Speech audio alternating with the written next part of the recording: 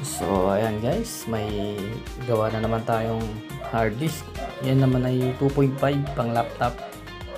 So na-tester ko na yan, so shorted talaga siya. Hindi naman dun sa fuse kasi ang problem niyan is may power siya, nag-spin yung disk niya tapos hindi lang siya ma-read ng computer. So tinanggal ko na yung board tapos nag diode mode ako. So nakita ko talaga na na shorted siya, tapos yan nag voltage inject ako para makita ko yung piyesang umiinit.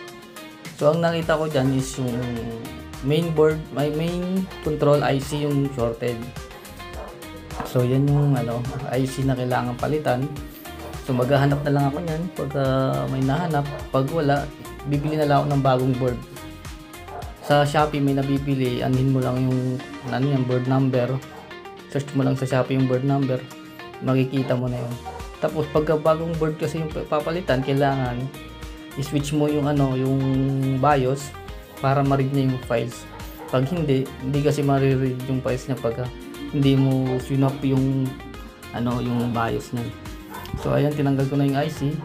So gagawin ko na ng part 2 pag nakabili na ako ng board or makakita na ako ng main control IC. Yun lang, salamat.